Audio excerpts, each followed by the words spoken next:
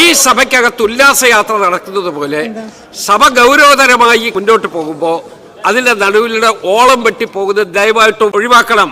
കണ്ടിട്ട് ആളൊരു മിടുക്കനാണ് തോന്നല്ലേ? സംശയമുണ്ടോ? ആള് നല്ല മിടുക്കനാ. പല പ്രാവശ്യം നമ്മൾ ഇത് പറഞ്ഞതാണ്, ഇനി പറയാൻ ഇടയാക്കരുത്. എന്റെ പഴയ നെക്സ്റ്റ് സ്വഭാവം നേടിപ്പിക്കരുത്. അതെനിക്കിഷ്ടമില്ല. നമ്മുടെ 10-25 പയ്യന്മാരെയും വിളിച്ചോണ്ട് ഓഫീസിന്റെ മുന്നിൽ ചെന്ന് മുദ്രാവാക്യം വിളിച്ച് മൊത്തത്തിൽ അലിമ്പാക്കിയേക്ക്. ഒരു പ്രതിഷേധം കഴിഞ്ഞല്ലോ, എത്ര പ്രതിഷേധം ഉണ്ടായാലും ശരി, ഞാൻ വാച്ചാൻ പാടിനെ വിളിക്കുന്ന പ്രശ്നമില്ല. ഒത്തില്ല. ആ മൂപ്പിൽ ഒപ്പിക്കാൻ നടക്കുക. നിങ്ങൾ ബഹുമാനപ്പെട്ട ജനപ്രതിനിധികളാണ്. നിങ്ങൾ ജനങ്ങളെ പൂർണ്ണമായി വിശ്വാസത്തോടു കൂടി ജയിച്ചു വന്ന ആളുകളുമാണ്. അച്ഛന്റെ അകന്ന ബന്ധുവാണെങ്കിലും ആൾക്ക് തീരെ വിദ്യാഭ്യാസം വിവരമൊന്നും ഇല്ലേ.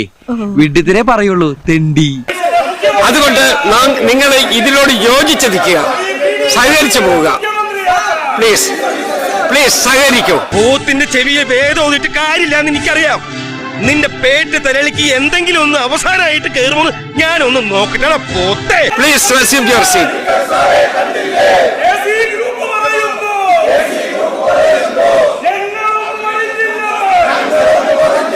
തൊലിക്ക് നല്ല കട്ടിയാണല്ലേ? മുഖത്ത് നോക്കി നല്ല 10 തെറി കൂട്ടി സ്വന്തം തന്തയ്ക്ക് വിളിക്കുന്നത് ഈ സലി നല്ല പുഷ്പം പോലെ കേട്ടോണ്ടിട്ടുണ്ട്. ഒരു തവണയല്ല, പലതവണ, ഒരുപാട് തവണ.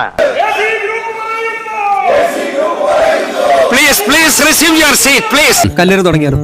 വേണ്ട, കല്ല് തീർന്നു പോകും. ആദ്യം കൂവുക. കൂവി കൂവി പന്നികളുടെ ആത്മവീര്യം നശിപ്പിക്കുക, പിന്നെ കല്ലേറ്. നമ്മളെപ്പോഴും സിസ്റ്റമാറ്റിക് ആയിരിക്കണം. ഒരു നിമിഷം കൊണ്ട് നിങ്ങൾ പോകൂ. അടുത്ത വിഷയത്തിലോട്ട് കിടക്കണം. നിനക്ക് വല്ല പ്രാന്തണ്ട ഈ ഉളകളോട് വർത്താനം പറയാൻ? എല്ലാം മനസ്സിലായി. അപ്പോ ദയവായിട്ട് please resume your seat please. ഈ കിട്ടുന്നതിലേക്ക് എനിക്ക് സന്തോഷമേ ഉള്ളൂ. ഇനിയും കിട്ടാൻ വേണ്ടി ഞാൻ പ്രാർത്ഥിക്കാം. കരച്ചിൽ മതിയായെങ്കിൽ ഞാൻ ഡോർ ക്ലോസ് ചെയ്തോട്ടെ. അമ്മായി, ഇനി കുറച്ചു നേരം റെസ്റ്റ് എടുത്തോളൂ. ഇനി അടുത്ത ആളെ കാണുമ്പോ കരയാട്ടാ. എന്തൊരനുസരണ.